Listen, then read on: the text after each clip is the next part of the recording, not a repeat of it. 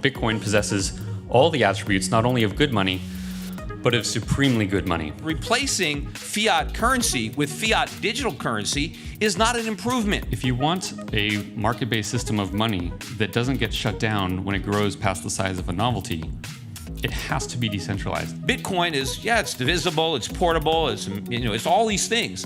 But apart from the fact that it can be utilized in transaction, it's nothing. Nothing has intrinsic value. Intrinsic value is a meaningless term because value has to be subjective in the eyes of the valuer. The bottom's going to drop out of the market like all bubbles, and everyone's going to want to sell. There's going to be no demand. There's going to be massive supply. The whole thing is going to implode. Welcome now to the main event.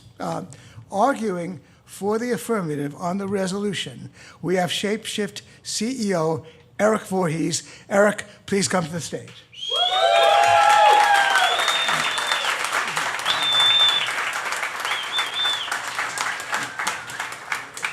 All right.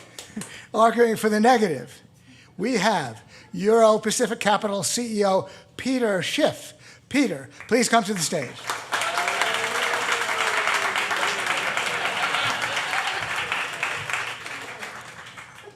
A very raucous crowd.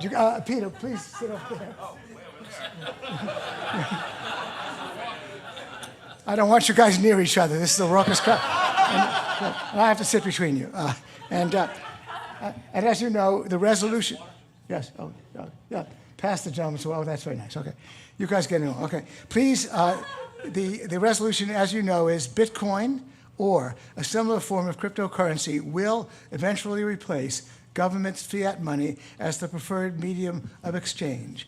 Erik Voorhees, please take the podium and defend that resolution. Thank you.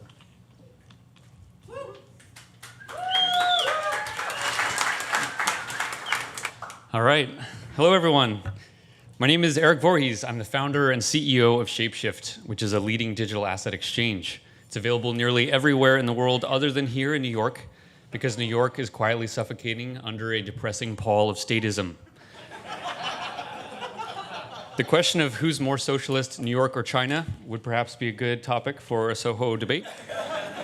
I'd like to thank Gene Epstein and the Forum for hosting the debate. I would also like to thank Peter for agreeing to spar with me here this evening. Peter is someone that I've looked up to for a very long time. Back in 2008, prior to Bitcoin, I listened to Peter's podcasts every day while driving to work. Much of what I've learned about money and economics came from him. So Peter, thank you for all that you have taught me over the years. And thank you especially for agreeing to take the position of defending fiat currency tonight, for Lord knows that I never would. Tonight, I make the case that Bitcoin or a similar form of cryptocurrency will eventually replace government fiat as the preferred means of exchange. I'll use the term Bitcoin loosely here to refer to any such cryptocurrency that accomplishes that goal. I'm going to construct the argument in 4 pieces. First, why Bitcoin is good money. Second, why fiat is bad money. Third, why gold or other forms of market-based money are insufficient. Fourth, why Bitcoin will win. So first, why is Bitcoin good money? As we all know, mankind has used many different things as money. Monies come and go, and the adoption of one monetary standard over another is the rule rather than the exception throughout history. But a society's choice of money is not arbitrary. There are certain attributes of money which seem preferable to others. Gold scores highly on these attributes, which is why it has remained an indelible monetary standard for millennia. To assess Bitcoin's likelihood of assuming the monetary throne for the next period of human history, one must first understand its attributes. First, I'll point out that Bitcoin possesses all the attributes not only of good money, but of supremely good money. It is not marginally better than alternatives, rather it is in its own league entirely. First, Bitcoin is provably scarce. There are only 21 million of them, and there can never be more. I can tell you exactly how many there will be tomorrow. The answer is 17,130,620. I can tell you the supply a year from now and 10 years from now. Let's see any central bank attempt such a feat. And yet, while scarce, Bitcoin is easily divisible. One Bitcoin can be cut into 100 million pieces and recombined at will. In terms of divisibility, Bitcoin wins hands down over both fiat and gold. Bitcoin is also durable. A Bitcoin exists as a ledger entry, backed up on thousands of computers around the world. Certainly, if the internet went down, you'd be unable to use Bitcoin, but that is also true of your credit cards, PayPal, banks, and any other form of modern money. So Bitcoin is at no disadvantage to fiat in this regard. Bitcoin is fungible. Each Bitcoin is worth the same as every other. It is recognizable. Every Bitcoin wallet can quickly attest whether Bitcoin is legitimate or not. A Bitcoin cannot be counterfeited. Unlike with gold, it cannot be filled with tungsten. And as one of its greatest attributes, Bitcoin is highly portable. You can send it anywhere on Earth for very little cost. It moves across borders with ease. It has no concept of borders. It has no weight. It has no smell. It has no physical body that can be blocked or apprehended. Indeed, it is the only form of money today which can be moved at distance without trusting a third party. It is the only money that doesn't require permission from an overseer. Therefore, it is the only money appropriate for free people. Finally, Bitcoin also possesses an important attribute which will one day be seen as critical for good money: programmability. Bitcoin can be programmed to enable all kinds of economic activity, often without a middleman, escrow agent, or human arbitration of any kind. This programmability without having to trust anyone is impossible with fiat, and in a digital age will come to be one of its most important advantages. Next, let's discuss why fiat is bad money. Why should we care about cryptocurrencies and their attributes when we already have fiat? Fiat works pretty well, right? It's got pyramids and government buildings printed on it, so you know it's valuable. Also, it is backed by paper. Paper can be burned if you're cold in the winter. There's its intrinsic value. Try that with gold. But a skeptical observer should know that fiat money is an absolute scam and something altogether inappropriate for an ethical market-based society. As I like to say, you cannot have a free market when the most important good, money itself, is centrally planned and controlled. Fiat money and a market economy are mutually exclusive concepts. Like oil and water, they can certainly be mixed up together when force is applied, but they will naturally separate and dispel one another over time.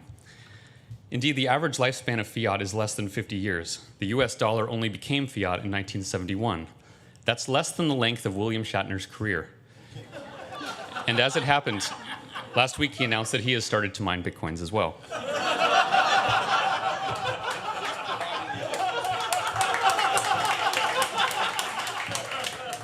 Regardless, when examining its specific properties as money, most ways fiat is unimpressive.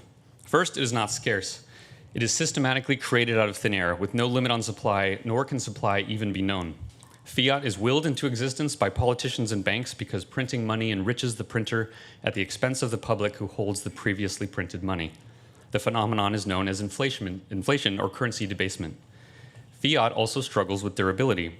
Your fiat will only last so long as your bank permits, and even then it slowly loses its value. Your bank can destroy your fiat with the click of a button. Ask a Cypriot. Ask an Argentinian how durable fiat is. With fiat, you are ever dependent on a third party with your wealth. Is that an attribute of money that you find attractive? Some people are comfortable with it because they trust their government, but requiring trust in politicians seems a poor foundation upon which to build a prosperous society. Finally, fiat is not nearly as portable as Bitcoin.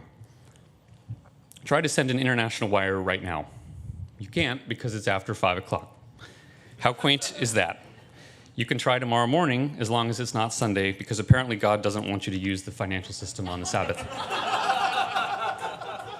But even when successful, you'll discover it takes 3 to 5 days for your wire to arrive. You often have to physically go to the bank to do this. You have to fill out a form on paper while someone making $15 an hour takes that info and types it back into a computer.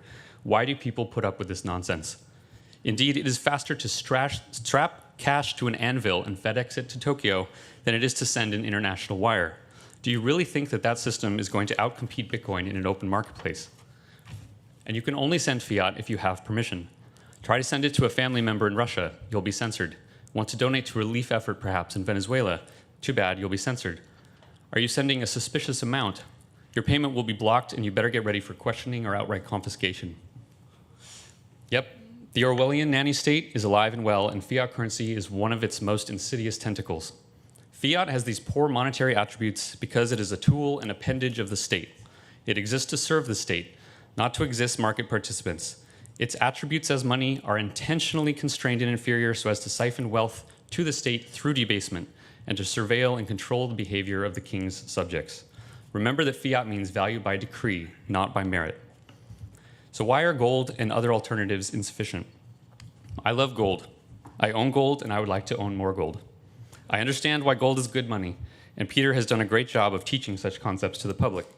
But gold as a physical, heavy commodity cannot be efficiently used as money at scale. Imagine trying to run payroll with physical gold coins. Try to make change for a pizza with bullion. And forget about payment at strip clubs. Bruising women is not cool. Unless you're the New York Attorney General Snyderman.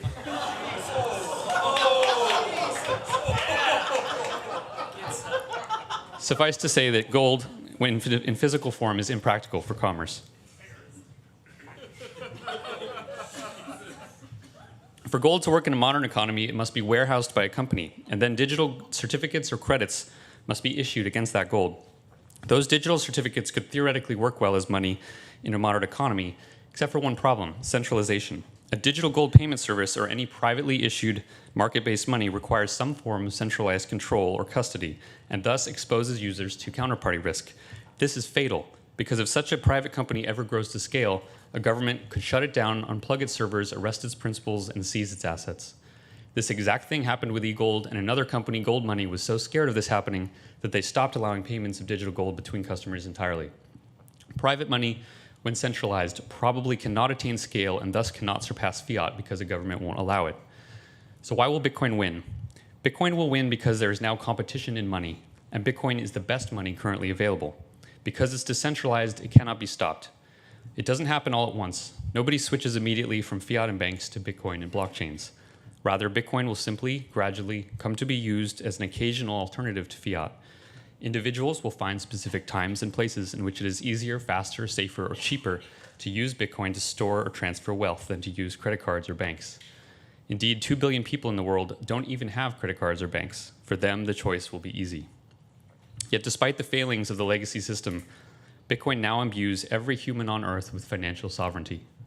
With Bitcoin, anyone of any age, race, or creed, no matter which imaginary lines they were born within, and nothing more than a $50 smartphone, can send and receive money anywhere in the world instantly at near zero cost, and there isn't a goddamn thing that anyone else in the world can do to stop that. It is one of the most potent tools of individual empowerment ever invented, and it is happening right in front of us. Fiat now persists solely on the momentum of tradition.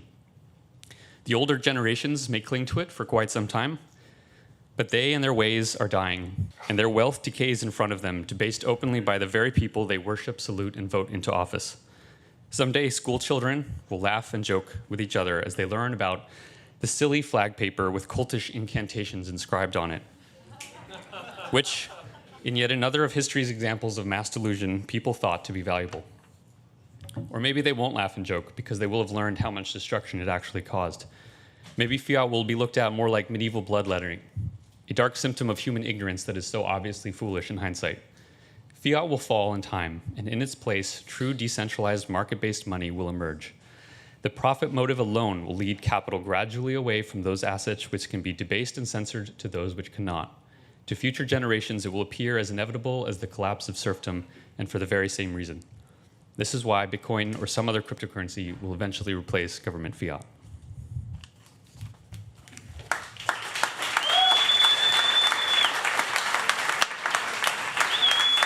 Peter Schiff,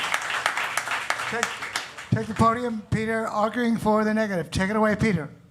Yeah, thank you, Gene, for inviting me here. Soho Forum, Reason. I worked with Reason on the Occupy Wall Street video that I did. And Erik, thanks for dressing nicer than Max Kaiser, who was the last Bitcoin debate that I did. And I wish you could have persuaded me to buy Bitcoin a few years ago.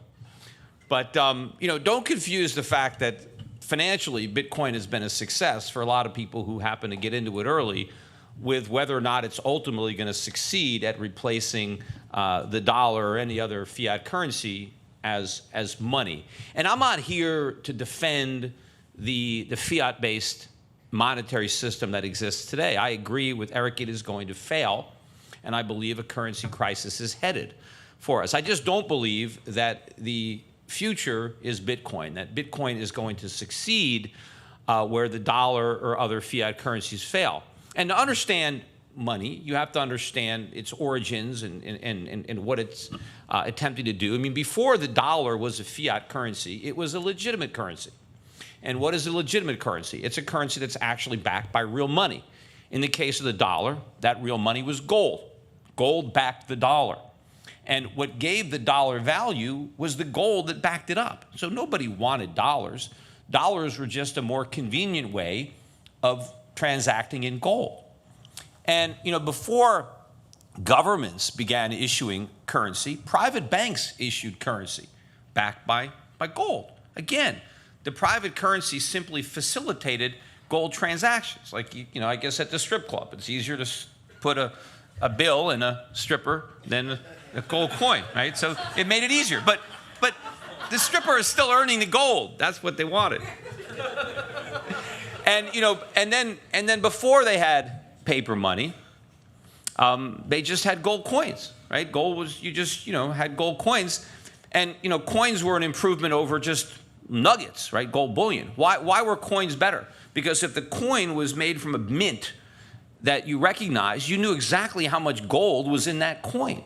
And why is that important? Well, because gold was a commodity, right? And if you are exchanging goods or services for gold, you want to know how much gold you're getting, because that's, it's the weight of gold that's important. How much gold am I getting for whatever it is that I am selling, right?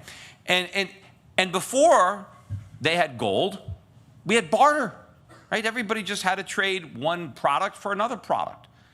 Gold, money, the invention of money, right, made commerce much more efficient. And of course, gold was not the only money. It wasn't the first money, but it was the best money.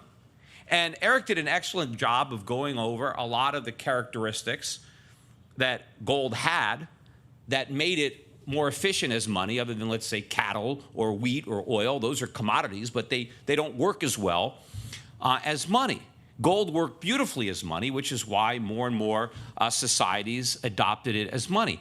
And what Bitcoin did very successfully is it managed to replicate a lot of those properties that gold had that made it so successful as money. In fact, they created Bitcoin to resemble gold, right? If you look at a picture of Bitcoin, not that it actually exists, but the way they tried to present it on a piece of paper, it's always the color of gold. It looks like a gold coin with a B in the middle of it. How do you create Bitcoins? Well, you mine them.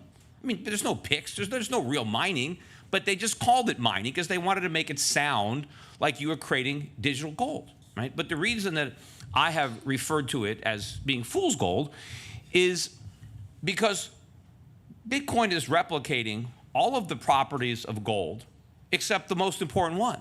And that's the metal itself, the element, the rare, scarce element that has been valued as a commodity for thousands of years. The reason people wanted gold as money is because it was a luxury good that people wanted.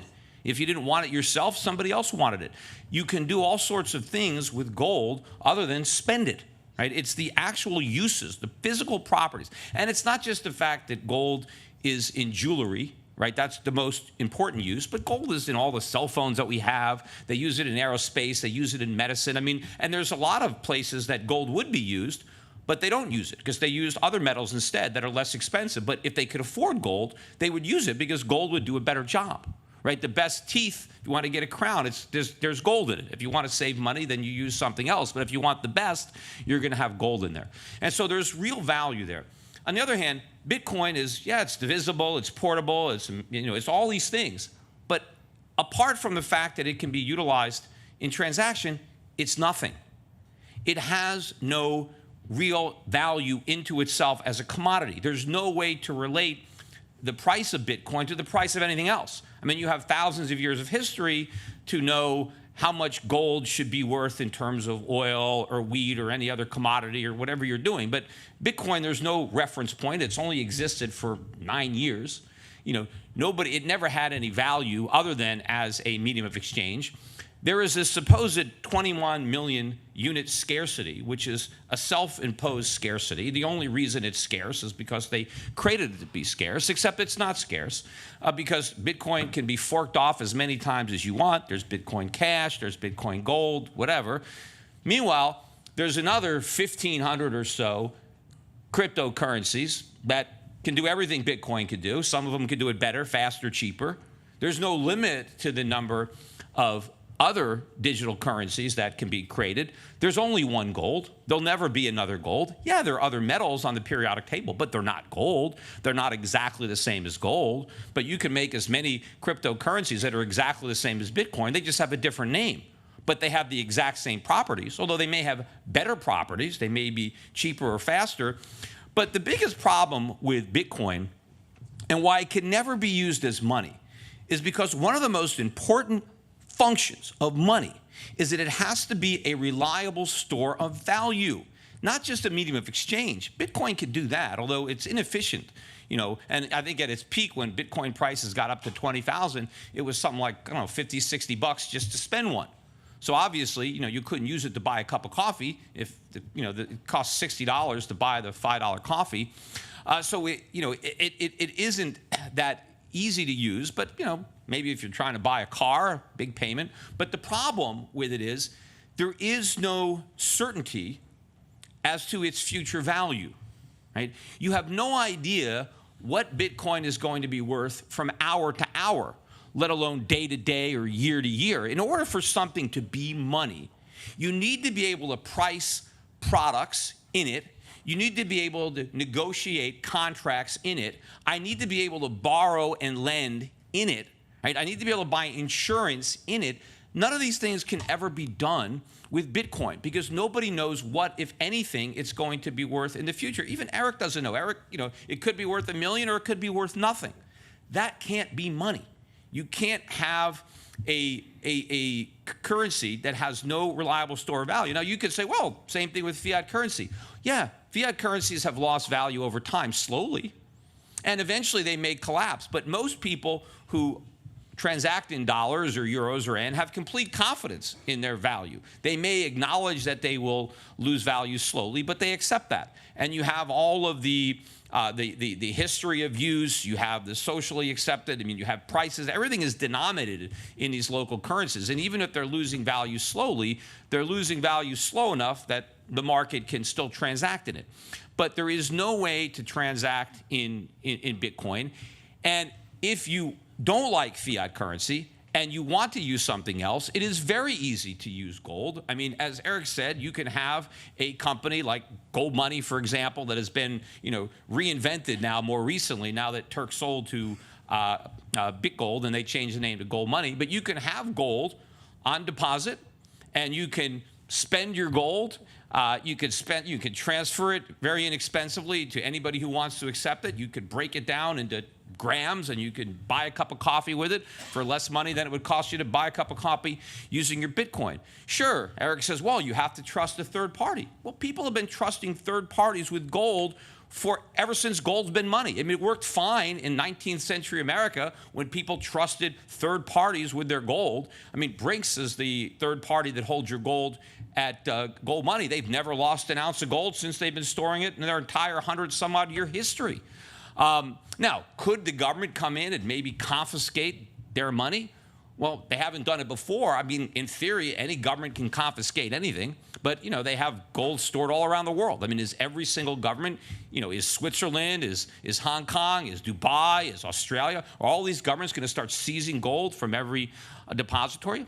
But the idea to think that governments can't ban Bitcoin if they don't want to, you don't think governments can criminalize the use of Bitcoin? You don't think they can tell the banks that they regulate, you can't do business with anybody who's using Bitcoin? You can't exchange Bitcoin for any fiat currencies? They could put you in jail. They can make the penalty 10 years, 20 years in jail for getting caught with a Bitcoin. It's very easy for the government to criminalize it if they want to do it. I think they have more of a chance of criminalizing that than they would of owning gold. So I think in the end, I agree with Erik completely that the fiat monetary system that we have now is not going to work. But replacing fiat currency with fiat digital currency is not an improvement, right? It is still a fiat. What gives Bitcoin value? The only thing that gives it value is confidence. It's confidence that other people will accept it in the future. That's the same thing that gives the dollar value or that gives the euro or the yen, except with the dollar, you've got legal tender, you've got a whole banking system and a society that's built around it, and the government requires every American citizen to pay their taxes every year, and you have to pay it in dollars. So if you don't want to go to jail, you have to have dollars to pay your taxes. Nobody has to have Bitcoins for anything. Right now, people want Bitcoins because they think they're going to get rich. Why do they think they're going to get rich? Because they think the price is going to go up, because they believe that one day it's going to be money. It's not money now. It's not being used as money now. It's being used as a speculative asset. But the speculation is that that's going to change in the future and that one day it'll be money. But that is a promise on which Bitcoin nor any other cryptocurrency is ever capable of delivering. So ultimately, if you want to go to the future, you got to go to the past. The future of money is gold. And if gold is going to be digitized, if we're going to have a gold-backed cryptocurrency backed by real money, just like the initial banknotes used to be backed by real money, then that can succeed. And that is the only type of cryptocurrency that can succeed. But all of the cryptocurrencies that exist today, whatever 1,500 of them that are backed by nothing, are no better than the national cryptocurrencies that they're hoping to replace. Thank you.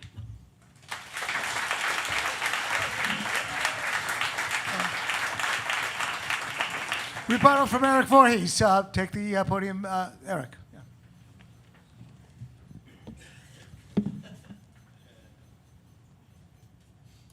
All right. So, Peter covered a lot of topics. I will try to remember most of the points that he was making and address some of them. First of all, I think we should cover for a second this idea that Bitcoin has no intrinsic value. This is a word, this intrinsic value, that I think a lot of Austrians have struggled with for quite some time. Nothing has intrinsic value. Intrinsic value is a meaningless term because value has to be subjective in the eyes of the valuer. Something that you think is intrinsically valuable, for example, like water, because all of us have to drink it, is only valuable if there's a human there that's thirsty. If there's a human there that's not thirsty, the water is not valuable at all.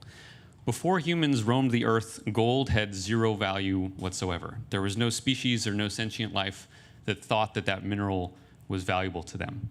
So value is subjective. Value comes when the person doing the valuing finds a good reason or purpose for that thing to use. This is true of gold. This is true of Bitcoin. Second, if there is such a thing as intrinsic value for the sake of argument, Bitcoin's intrinsic value, in this sense, comes from its payment network. And Satoshi did an injustice, I think, to the system by calling both the payment network itself and the unit of account, the currency, both have the name of Bitcoin. The payment network is the only way in the world that you can send a transaction to someone else in a decentralized way where no one can stop it, between any two people on Earth, no border whatsoever. It cannot be censored, and it is really cheap to actually do it. If that isn't valuable, then I don't know what is. Now, you may say it's not worth the price that Bitcoins are going for today, and that would be a valid argument. But to say that that system, which was the first in history to allow two people at distance to transact with each other, is not valuable, flies in the face of reason. Second, let's talk about volatility for a second.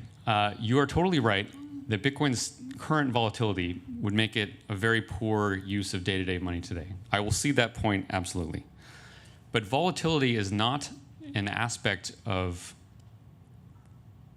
Bitcoin which is intrinsic to it. In other words, volatility is what happens when the market is trying to decide on its value. Bitcoin is new, it is small. Over time, it will achieve stability, just as it has. When I got involved in 2011, it would move 50% in a day. Today, it's a big deal when it moves 10%. And I think 10 years from now, it'll be a big deal when it moves 2 or 3%. Stability as a market asset is earned with time. You cannot design something to be stable. So while Bitcoin is definitely too volatile today, I think that problem is self-correcting. Next, I want to address the multiple coins as inflation argument, which is that Bitcoin's not really scarce because there's all sorts of coins that can be replicated from it. Just as gold is scarce, and I can't make the claim that there are other metals and thus gold is not scarce, I don't think that you can make the claim that just because there are other cryptos that means Bitcoin is not scarce. You can copy the code, but the code is not the network. You cannot copy the hash power of the miners. You cannot copy the infrastructure of all the wallets and all the companies that operate on the Bitcoin network. You cannot copy the brand, actually. You cannot copy that reputation that Bitcoin has earned in time. And we don't need to debate this on a theoretical level. We have actually seen this happening. So when we last debated, Peter, a few years ago in late 2013, there was about $10 billion as the entire market cap of Bitcoin. And all the alts, everything other than Bitcoin put together, was about $1 billion. According to your theory, if more blockchains happened and more alts came out, and more money even went into those alts, the market cap of Bitcoin itself should decline. Yet what we've seen is that alts have exploded. They're now $150 billion in value. And Bitcoin also has increased in value. It's now $110 billion in market cap. So if it was true that more coins and blockchains would debase the value of Bitcoin, the market cap of Bitcoin should be far less than it is today. And this doesn't have to be a mystery to anyone. A clone of Bitcoin's code is not a clone of Bitcoin. And then the last thing, so you, I think, are suggesting again that gold is really the way to have a modern society based on honest money. I would absolutely prefer that the world use gold than to use fiat. And I, again, am a big fan of gold, and I understand why it's valuable and why it's useful. But the point remains that it is not practical for commerce unless you are trusting some counterparty. And you, of all people, Peter, know that governments will not allow something to compete with their form of value if they can stop it. So if you want a market-based system of money that doesn't get shut down when it grows past the size of a novelty, it has to be decentralized. It cannot have an individual person or company or vault that can be seized. If that's what you have, then you will never actually have a free market financial system because the government simply will not allow it. Gold indeed was confiscated in the 30s. This is not some crazy idea. And even though gold worked very well in 19th century America, people weren't doing online commerce in 19th century America. The world has changed to some degree. It doesn't mean that the principles of money have changed, but it does mean that the form of money in today's economy that works the best may have changed. So with that, I'll leave it.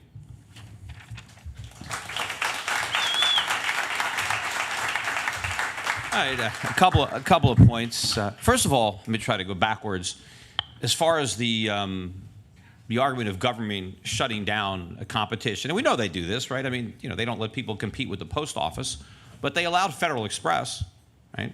A lot of, Uber hasn't been shut down. I mean, that competes with government monopolies on taxi cabs. So, I don't think that governments are going to be too quick to shut down people transacting in gold. I do think that they're more likely to crack down on Bitcoin, as I said before, and I think it's easier. I mean, there's not that much anonymity in it. I mean, I've heard now that it's almost like a fingerprint. If criminals are using Bitcoin to launder money, now all of a sudden, it's actually a record of the transactions. The governments can go into the computers and kind of figure out, where these transactions took place. I mean, if I just hand gold to somebody, I mean, it's like handing cash. So I think ultimately, if the government's going to try to put a stop to anything, they're more likely to put a stop to cryptocurrencies. I think one of the reasons they're not doing it is because I think they pretty much realize they're going to fail. As far as the argument about the market cap, and I acknowledged early on, I wish I'd have listened to you earlier and bought some Bitcoin. The price of anything is a function of supply and demand. And even though the supply of cryptocurrencies has exploded, massive inflation, the demand has grown even faster. And so as long as demand is rising faster than supply, price can go up. The problem is what happens when all the demand goes away. So you said earlier that you know exactly what the supply of Bitcoin is going to be later, next year, next week, whatever, maybe fine. But do you know what the demand is going to be? There may be no demand. I believe that the majority of the demand is coming from speculators who are buying it because they want to sell it to somebody else. Everybody who's buying Bitcoin ultimately wants to sell it to buy something real.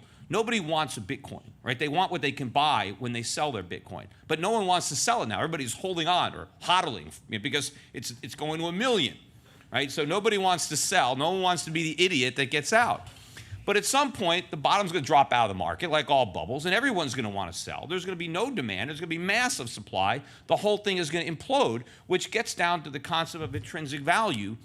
And I disagree that it's impossible to have intrinsic value. And when I'm talking about intrinsic value, what I'm referring to is what you can do with the money absent its utilization as a medium of exchange or store of value, right?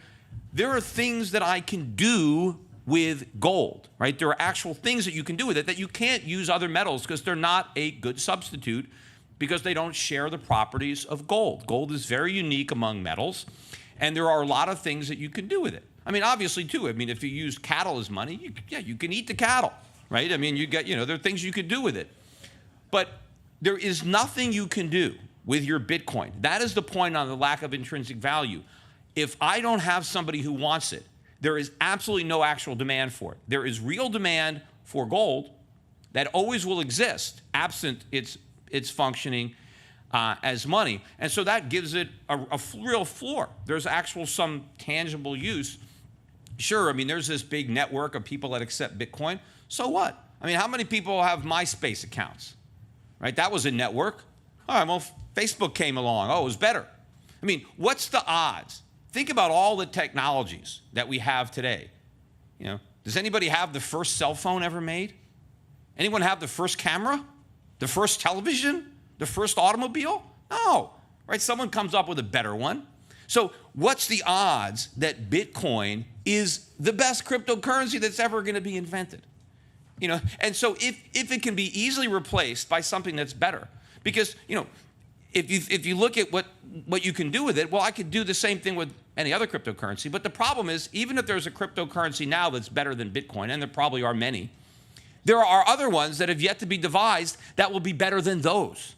And so the problem is you can't use it as money. You can't store it. Just like I couldn't use the first cell phone as money, or I couldn't use the first car. All these products are losing value in the market as somebody comes up with something better to replace it. Right? Gold, nobody's come up with a better gold. Thousands of years, people tried to make gold and they've succeeded. Alchemists, so we know that's real money, right? But these cryptocurrencies, without any real value. Now you say, well, you could make the argument, well, Peter, the dollar has no intrinsic value.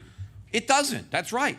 But what it has is the power of the state, and it has the history of use. I mean, the fact that it used to be backed by gold, and now it's not. I mean, the government's watered down our monetary system gradually over time. So we started with all this trust, because we weren't just trusting anything because the paper money was backed by gold. But slowly, the government went off the gold standard and debased our money, and the dollar's been losing value steadily and slowly over the last 100 years. I mean, eventually it's going to collapse and it'll go away, but it's a slow process. But I think Bitcoin and all these cryptocurrencies, it's going to be a big process because, again, right now, let's say the top was 20,000. I think there's a good chance that the market's topped out. Now, how long is it going to take before it zeroes out? I don't know. There's a lot of trading going on. People are buying and selling. I don't think there's any real capitulation yet. I don't think any of the long-term Bitcoin holders are scared that Bitcoin went down 70%, especially if they've been in it for a long time. But there's a big difference between when your market cap is as high as it is now and you have a 70% drop, then when it went from $1 to 30 cents, when people lost their lunch money. Now you got people with their IRA money. You got people with big amounts of money in Bitcoin that got suckered into this mania between 10,000 and 20,000. And I think that, right now, Bitcoin's got a lot going for it because you got all these kids that are now, millionaires driving their Lambos, right? And everybody else has to tune out all the FUD, right? You don't want to, because they're afraid of missing out, all the FOMO, right?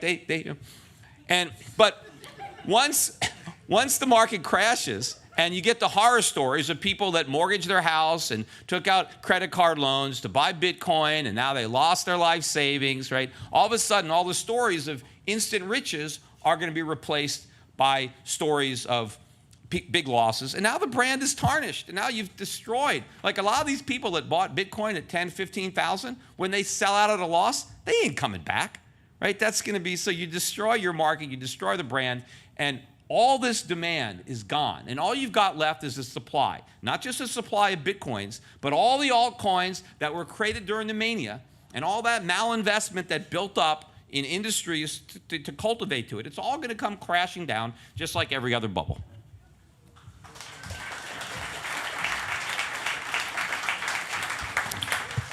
Thank you, guys. We are now going to the Q&A part of the evening. Don Smith, a big Bitcoin bear. Do you have the first question to ask? Take it away, Don. Yeah, hand it back to, yeah. Thanks, guys. It was a good debate. I wanted just to point out, I looked at the definition of a fiat currency, and it's a currency that's not backed by anything tangible, and a commodity currency is a currency that's backed by something tangible or a commodity. So I think it's kind of funny that we're debating how bad fiat currency is when Bitcoin, by definition, is a fiat currency. The other thing I would point out, so by definition you have to vote no on the debate. I also point out that you can't really buy anything with a fiat, with Bitcoin right now to speak of. I mean, there's a few places, but and when people talk about hiding money or avoiding taxes, well, anytime you want to buy something, you still got to run it through a bank. I mean, when you sell your Bitcoin, where you have the cash sent to, it's got to go to a bank somewhere.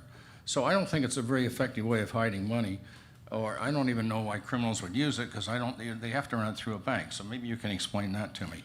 I'd like to tell a story. I have a friend who, his wife came in and he said, honey, I didn't want to tell you this, but about 7 years ago, I took all the money out of our piggy bank and I bought Bitcoin. And he said, really? He said, yeah. And it just hit 19,000. And we want the good news. The good news is we're worth $70 million. And he couldn't believe it. She said, the bad news is I don't know where the code is to get the money. And to this day, I keep asking him, did you ever find the code? And he hasn't found it. It's a true story, Don, right? That's a true story. It's a true story, yeah. And so I want to know, where'd that $70 million go? I mean, who got it? And the other thing is, how do you, what's that? How do you, a Bitcoin does take a lot to manufacture. I mean, you got to buy semiconductor parts, you got to use a lot of electricity, so you can spend a lot of money to create wealth, except when you're done, there's nothing tangible. So you spend money to get rich. Okay, Don, so I get it. Okay, All right, guys, so that's it. Don, you asked some very good questions. With all due respect, I want to make one point, Don. The resolution reads that Bitcoin will eventually replace government's fiat money. That's the wording of the resolution. So it's government's fiat money we're talking about in this particular case, for what that's worth. Thank you for your questions, Okay. Don. I think most of these look, you love Don, okay, Peter, but most of these questions are challenges to Erik. So Erik, you get first response. Go ahead. Yeah. Thank you, Don. Testing. Yeah, Is this on? Yeah, it's on. Yeah. Okay.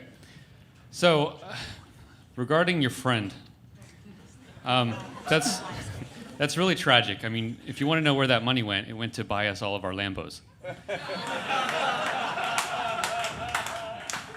Actually, in reality, the freedom that people actually get and the sovereignty over their money that they get with crypto comes with responsibility.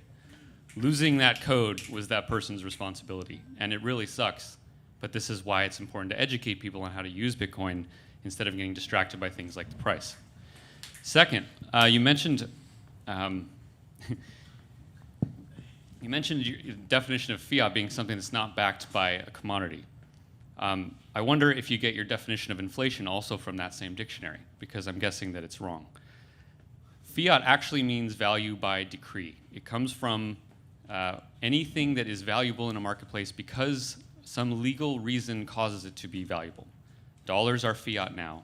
When dollars were backed by gold, they were not fiat. Bitcoin's value, even if you think it is the most speculative and stupid investment in the universe, that value does not come from any decree. It comes from its desirability in an open marketplace. Bitcoin is absolutely not fiat.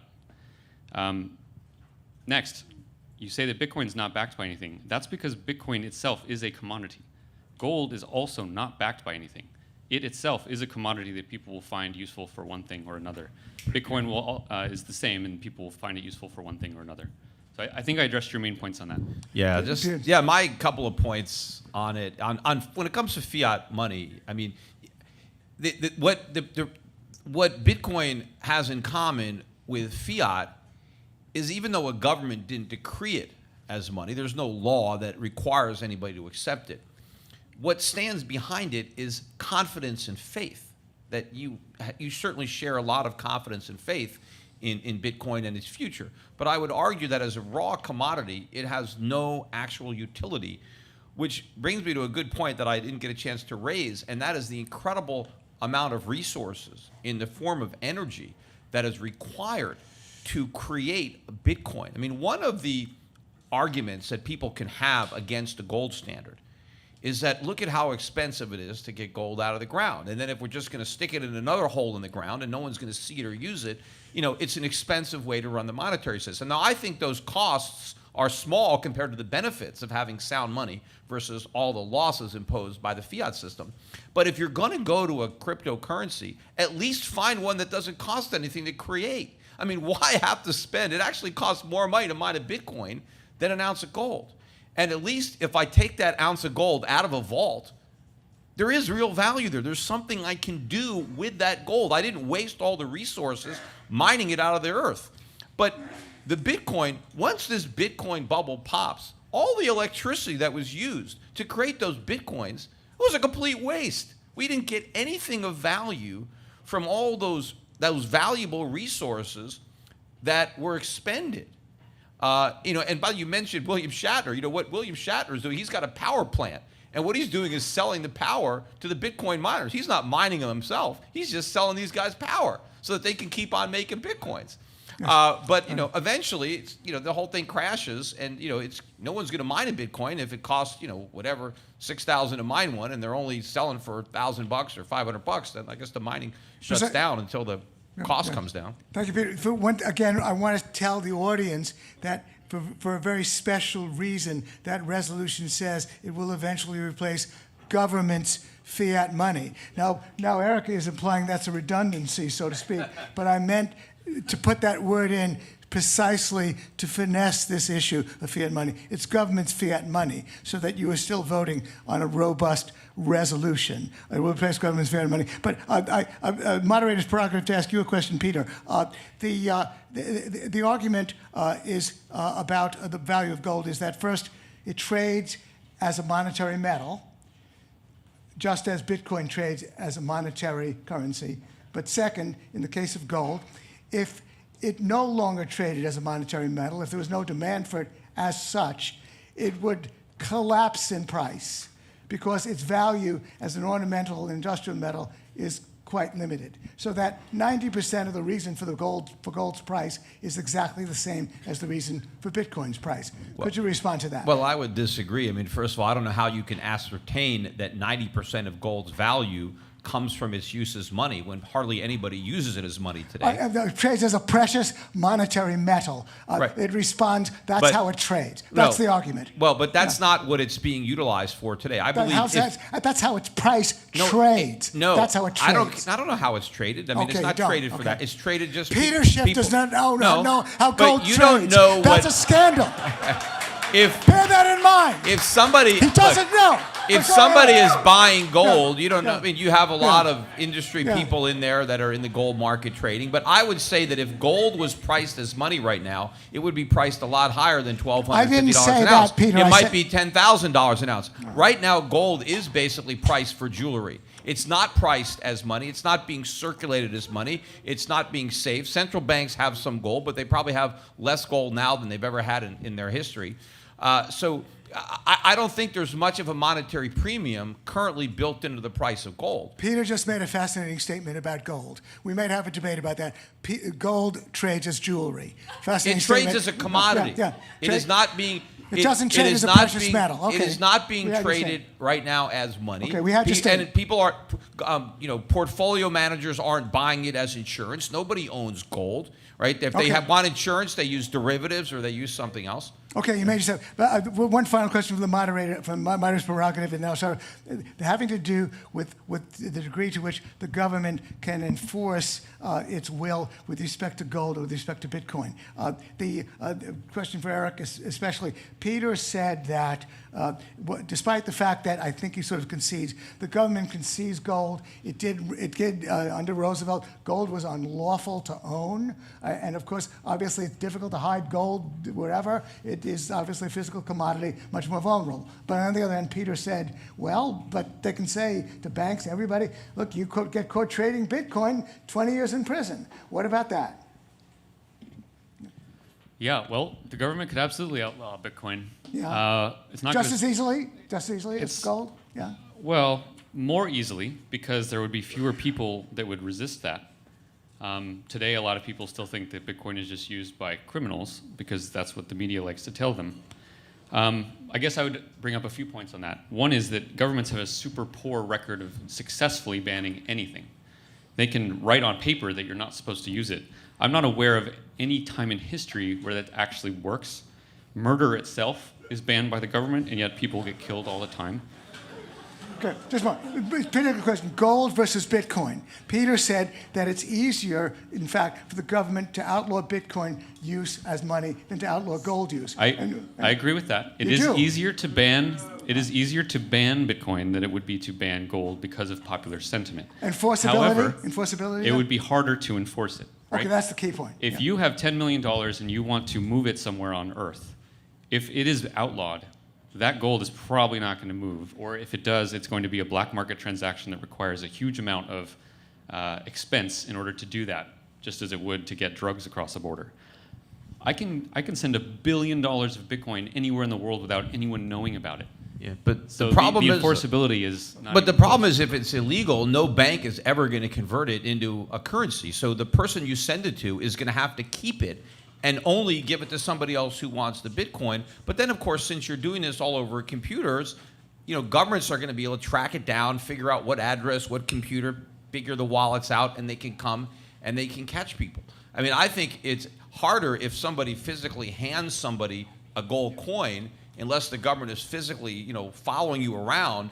That transaction is more in secret than something that's done over a computer network where government agents can be monitoring the transactions and trying to figure out, what's happened. So I think it will be easier to ban Bitcoin. But I want to mention one question on your gold that Gene brought up. Sure. It costs. I mean, the average mine to mine an ounce of gold now is $1,200, $11. I mean, it's expensive to mine gold. So if you thought gold was only worth $100 an ounce, nobody would be mining it. No, and so yeah. the only gold we would have to make anything, it would be the existing gold. What's it And the price would have to go way up unless everybody was going to melt down their jewelry. If you wanted to make new jewelry, there'd be no new gold coming because nobody would mine it. Especially since the government is sitting on 1 billion ounces, but Well- they won't let it go, right? Yeah, but so the point is there is some natural floor. I know, when you talk about the cost of mining Bitcoin, that's nothing than the cost. There is a real physical cost to extracting gold from the ground, and that also creates a base value for the metal because you just can't get it for free.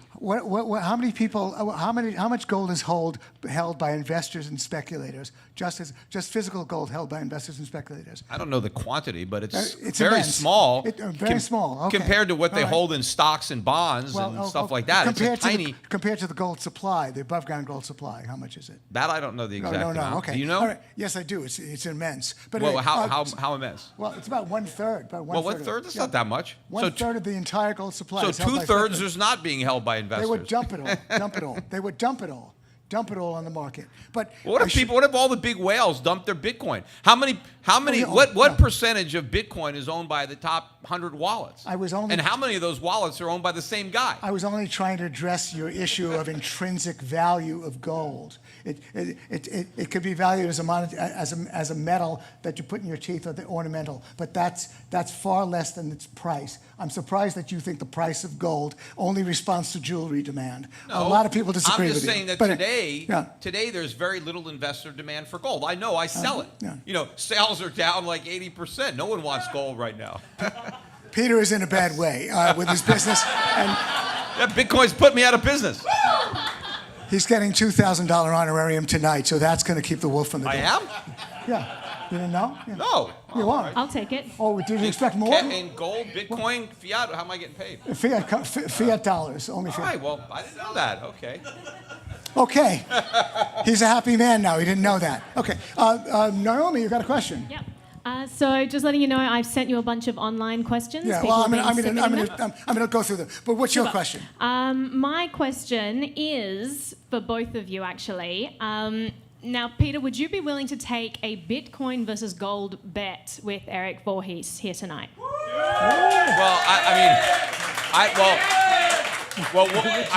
I think he's already betting on it, and I'm betting against it. So I don't know what the point would be of the bet. Put your money where your mouth is. What bet did you have in mind?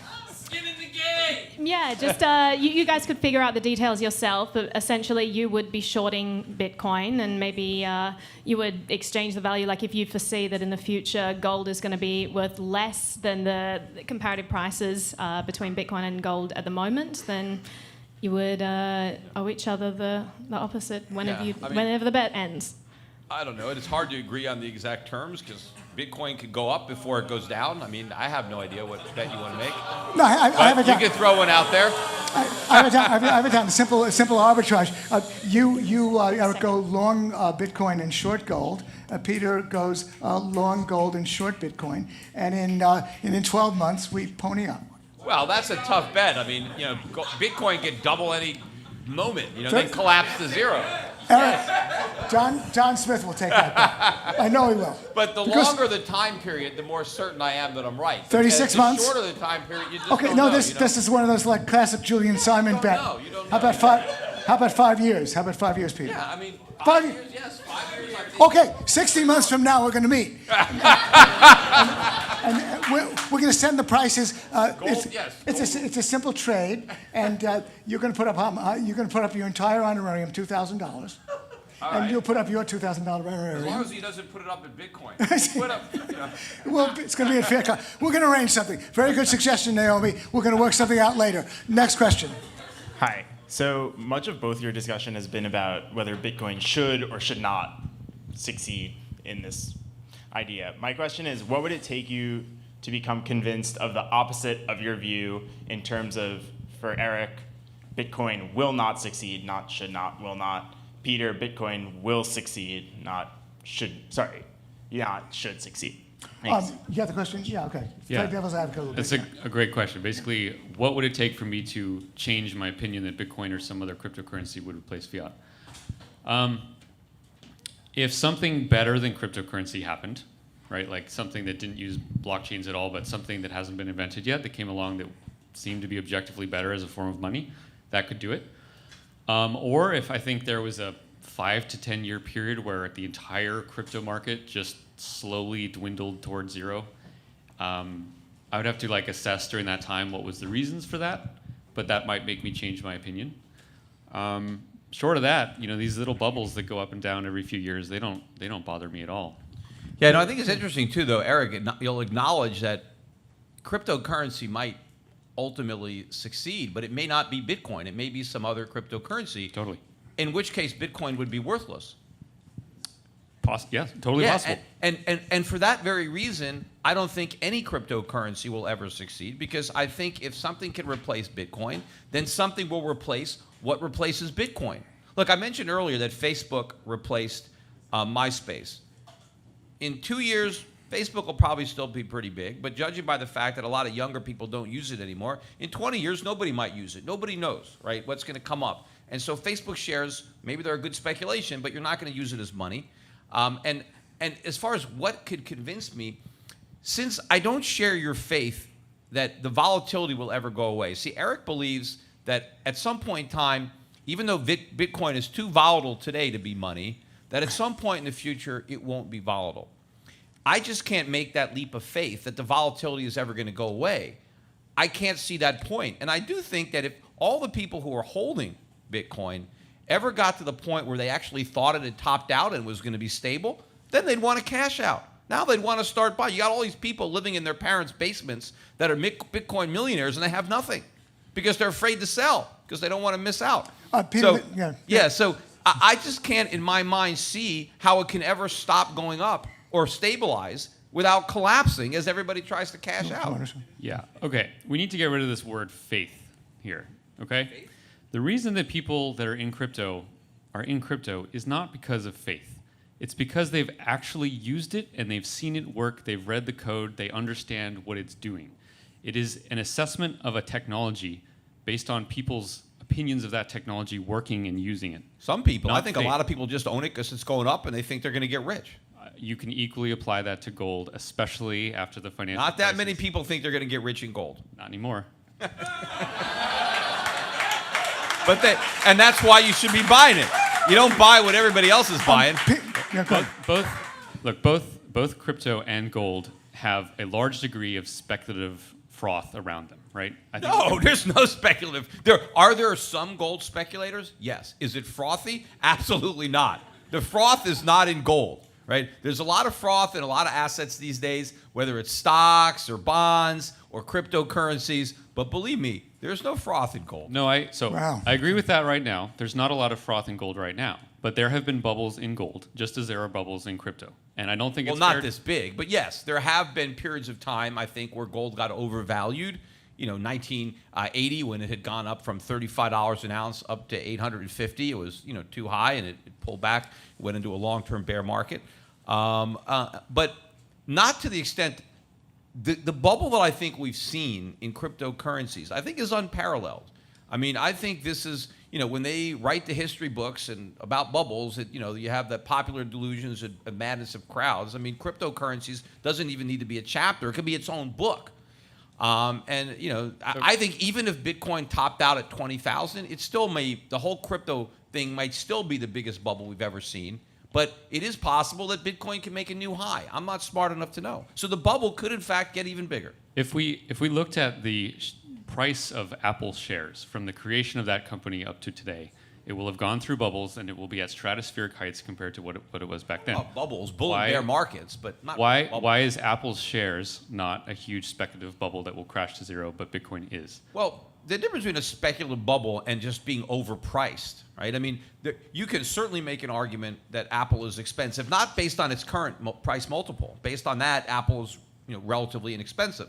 But the question is, can it maintain its dominance? Can it maintain its market share in a free market where everybody is gunning for it? Everybody's trying to outdo it and make a better product, right? Build a better mousetrap. What is the odds that Apple can continue to innovate at the rate of the past in the future, and that its market cap will continue to grow? Eventually, no, it's going to fall. The price is going to drop. But Apple, when you buy stock in Apple, you're buying into a company, you're buying into a revenue stream, you're buying all the physical and tangible assets and goodwill of the company. You get the dividend, but when you buy Bitcoin, you're not buying into anything other than the hype and the potential that somebody else is going to pay a higher price, right? The whole bubble mentality is the greater fool. I'm going to buy it because some greater fool is going to pay me more. And that fool is going to buy it because he's expecting a greater fool to outbid him. Well, eventually you run out of fools, and you're the last fool, and that's it. That's a great thing. Okay, we have it. Peter, a question from our vast live stream audience. This one that picks up on the other question about the hypothetical. The technology of gold mining. Let's say that gold does get recognized more and more as money, and it expands its price. price doubles, triples, whatever. Are you saying that for all time, this intrinsic notion of yours that gold is always going to be expensive? Can they start mining it from asteroids? I've been told by some gold experts there's more gold in the ocean than we've ever mined in the history of the world. If technology takes off and we can suddenly double and triple the gold supply inside of a few months, what will that do to gold? Well, in look, terms of its scarcity. the gold supply has been growing, for thousands of years. What if there's a technological leap? Look, Asteroids, ocean. we've had technological leaps. yeah. We've already obviously mined the cheap gold. But look, is there gold in asteroids? Probably. In the I ocean. doubt. In the ocean. Yeah. Well, I don't know. I mean, maybe there's a lot of stuff in the ocean. I don't know what's down there. There's more gold But- in the ocean. but There's more if- gold if in the it- look, ocean than there then, is anywhere else. Go There to the is. ocean and try to get it. I will tell. Okay. But I well, mean, maybe that's what people are going to do. Look, maybe there's a way to. Who knows what it's going to cost? Or as I started to say, maybe there's gold in asteroids. I doubt there's an asteroid that's solid gold. I mean, gold is very rare on Earth. It's probably rare all over the universe.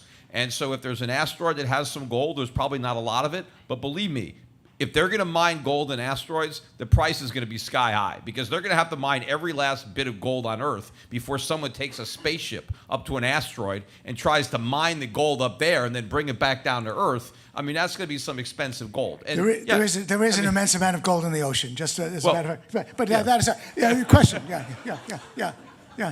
Yes, thank you so much. Just Gene, quickly, another great debate. Peter, guys are doing it. awesome socks. I really love them. Okay, just a quick question for Erik. I have a coworker who prays at the altar of Bitcoin, and I asked him a basic question, and I don't think he answered it adequately, so I'll ask you. You might have touched on something that this could be, but potentially, what do you think is the main obstacle that can impede the growth or the health of Bitcoin? Well, in Bitcoin's early years, the major obstacle impeding its growth was actually all the libertarians that couldn't see a good thing when it hit them. I think that's finally becoming a non-issue anymore. Bitcoin has grown much larger than the libertarian community around the world. And I think at this point, the biggest impediment to its adoption is simply that most individuals still want governments to manage money for them. Until that changes, Bitcoin, I think, will always be playing second fiddle. But I bet on Bitcoin largely because I know that the history of money is full of governments losing control over their fiats. And there has never been a financial crisis in which cryptocurrency actually existed. The next time that happens, I know where a lot of the people are going to be going. And so that's what I'm waiting for. Yeah, I think it's very interesting, that obviously the libertarian community, other than maybe criminals, were the first to embrace Bitcoin. But what's interesting is all of the properties that the libertarians found so appealing have actually been lost in the effort to bring more people into the bubble and mainstream it for the institutional investors. All the regulation, the government getting involved. I mean, now you want to open up an account, all the KYC of a bank account. They need your passport. They need your driver's license, a utility bill.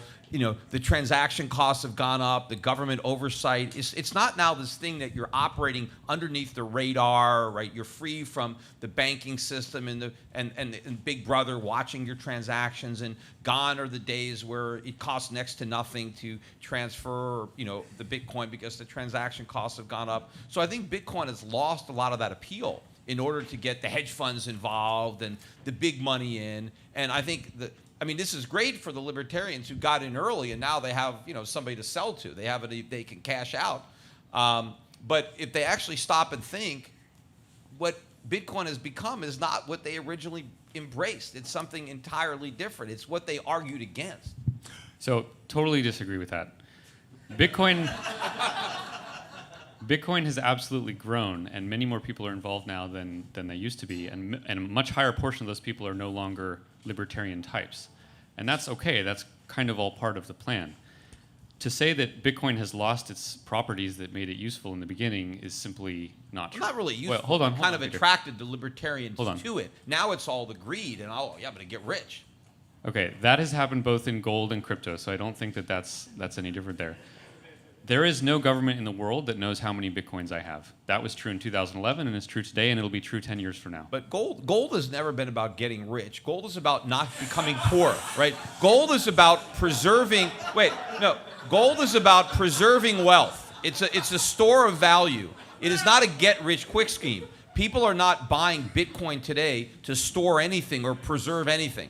People are buying Bitcoin because they think the price is going to go up. So they're trying to accumulate wealth by owning Bitcoin. People buy gold in order to preserve the wealth they've already accumulated. Okay. Are you saying that there's not a single person that owns Bitcoin that did it for anything other than speculative fervor? No, I'm saying initially a lot of people got in for all sorts of reasons. But I would say that most of the people who have bought Bitcoin in the last 6 months to a year, most of those people were motivated solely by profit. Gold has never been about getting rich. Okay, but the question. Well, unless but, you get but the question. if you're panning for gold in the ocean, you're trying to get rich. But Okay. if you're just Okay. Fair enough. Okay. You're buying it as a store of value, as a conservative way to protect. It's only what we saw in Deadwood. Okay, I agree with that. But the question. Okay, I'm sorry. A big final question. Could you finally address this question that Peter's challenged? The scarcity of Bitcoin. He said there's all these forks having to do with Bitcoin. So is Bitcoin only 21 million ounces, or is Peter right that with all those forks and whatever, there's a lot more than 21 million going to be involved? There's only 21 million Bitcoin. There can never be more than But that. what about the forks? The forks. That's like a lot. not Bitcoin. Just as silver is not gold, just as iron is not gold, Litecoin, Dash, and Monero are not Bitcoin. Okay, unfortunately. But there's no real difference. They all have the same property. I mean, there's a big difference no, between they gold don't. and silver. Well, Just okay. factually incorrect. Okay. Unfortunately. What can I do with? All right. Well, if I was on a desert island with my Litecoin, what could I do with it that I can't do with my Bitcoin? You can do about as much as you could do with gold on a desert No, island. I can do a lot with gold on a desert island. Well, okay. I can melt it into a bowl. It's the old to economist eat some joke, food assume- that I find. I can Assume- bash something with it. You know. Time for that economist joke. Assume we have a can opener. The economists on a desert island. But that aside, guys, you were great, and you are going to now finally be able to give the final bashing in the 5 minute of summation. And so, Peter, as the negative, you go last, and Erik has 5 minutes to sum up. Take it away, Erik. Take the podium.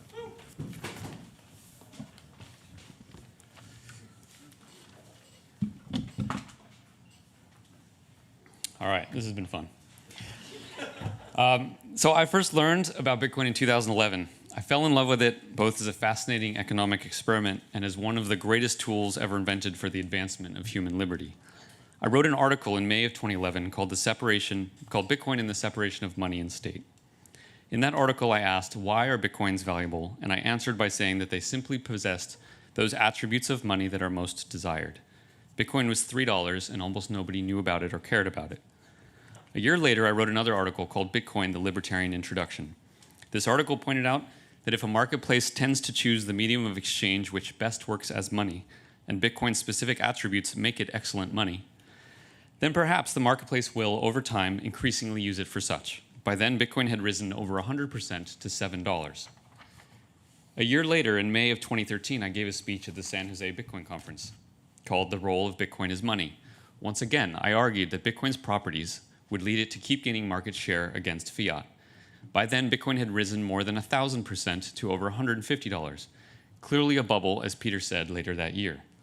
In December of that year, I got to have my first debate with Peter Schiff on his podcast. Yet again, I stated that the technology was immensely valuable and that Bitcoin's utility as an unblockable global payment network meant that it would keep growing. By then, Bitcoin had risen another 500% to over $800. Again, Peter called it a bubble, a Beanie Baby fad, a Ponzi scheme. He actually said that it was no better than fiat. Fast forward to today, even after the crash from December's frothy highs, Bitcoin is yet 800% higher still at $6,000. Every major financial institution and government in the world is studying this right now. This year's Davos may have well been called Blockchains, How Worried Should We Be? At what point do I get to call scoreboard here? This isn't some sci-fi future thing anymore. Crypto is currently pulling in the global financial system and restructuring it through a process of free market metamorphosis. And it is about damn time that we had free markets again. Look, I can sit here and tell you guys all the cool features of Bitcoin, which I have been doing for 7 years, But when it comes to the resolution being made tonight, there is really just one most critical point to understand, and that is this. Bitcoin cannot be debased.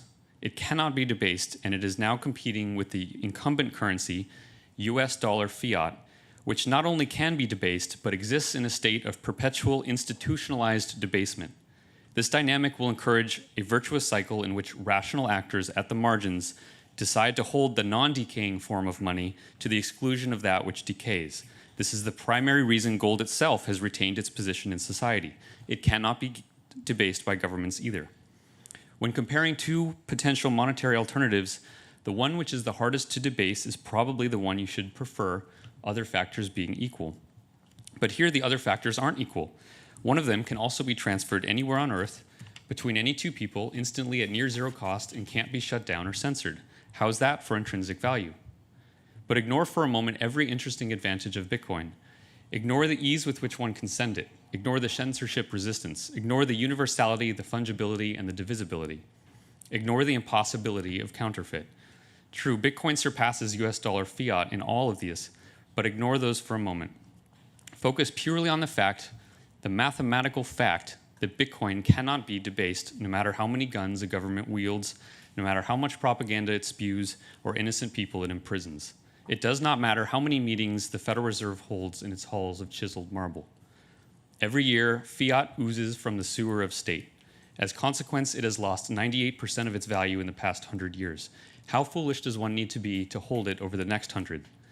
Compared to gold, Bitcoin provides an efficient digital apparatus of payment and exchange that can enable commerce rather than hinder it.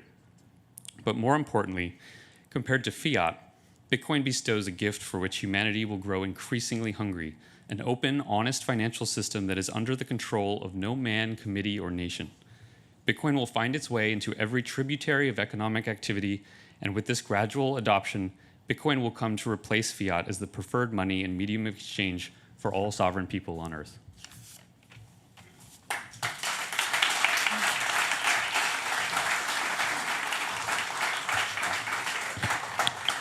Well, as I admitted before, of all the bubbles that I have not participated in during my career, the one I most regret is Bitcoin.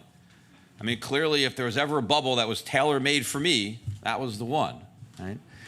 But just because the bubble has gotten bigger and bigger and bigger doesn't change the nature of what it is. And the fact that you are right now, that there is so much attention being paid to Bitcoin. That wasn't being paid to it when it was $3 a coin, but it is being paid to it now. I think back in December when it was making its peak and the futures were debuting, I was talking on my podcast and I decided to rename CNBC Crypto News Bitcoin because that's all they talked about. It was nonstop. Of course, they won't have me on to criticize it. They won't have anyone on to criticize it. All they have is one person after another talking about how great it is and how it's going to keep going up. And I would suggest that when you have such mainstream, buying, that you've probably reached a peak. I mean, I brought my high school son here. He's got his friend here from high school, and they both own Bitcoin, although my son was smart enough to sell his. He sold his at 1900, so don't clap. But his friend still has his. But when the high school kids are buying it, look, it's not the bottom anymore. People still trying to tell me, it's the ground floor. Buy your Bitcoins now because they're going to $1 million. Look,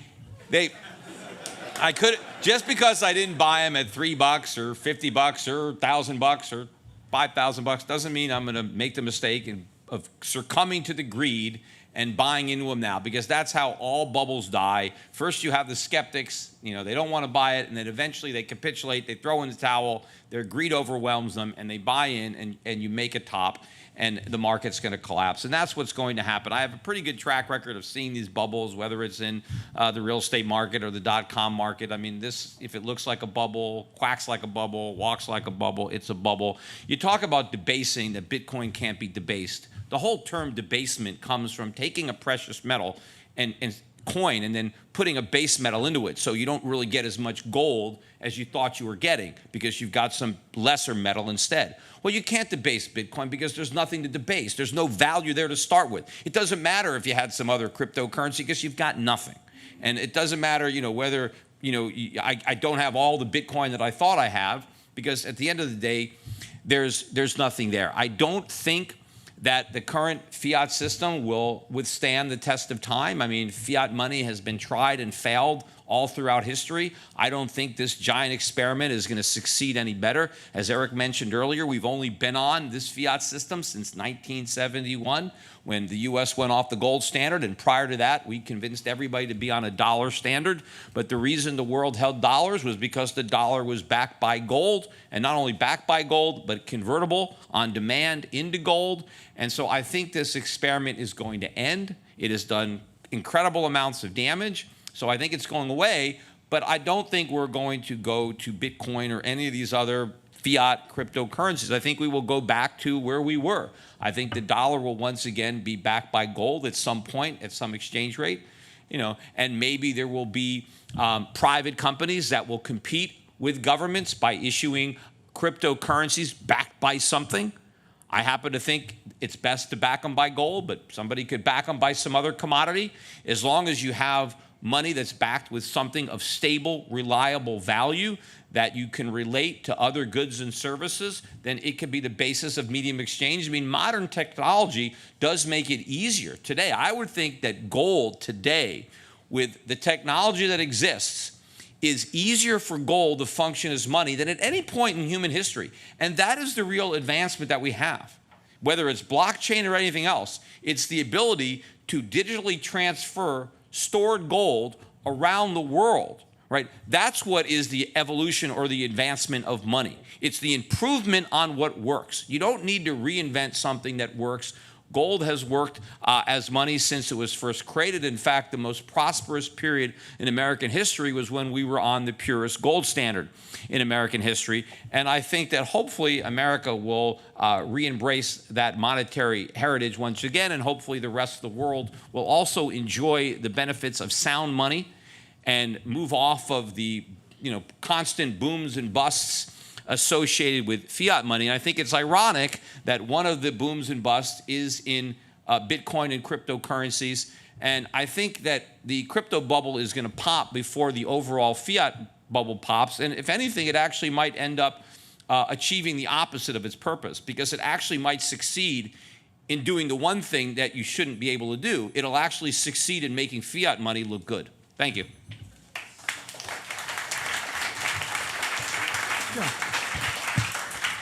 Thank you, Peter. Thank you, Erik, for your superb insights. Again, the resolution reads, Bitcoin or a similar form of cryptocurrency will eventually replace government's fiat money as the preferred medium of exchange. And so we're going to open the final vote. We are ready to close the vote, so could you bring me the results? And I will give it the Oxford style. Okay. Yeah. All right. The resolution was, again, Bitcoin will eventually replace government's fiat money as a preferred medium of exchange. The yes votes started at 40% and rose to 55% in the final. So, Erik, so your side, Erik, picked up 15 points. That's the number to beat. Peter did not beat that number, went from 40% a little bit down to 31. So, Erik, you got the Tootsie Roll. Congratulations. Congratulations to you.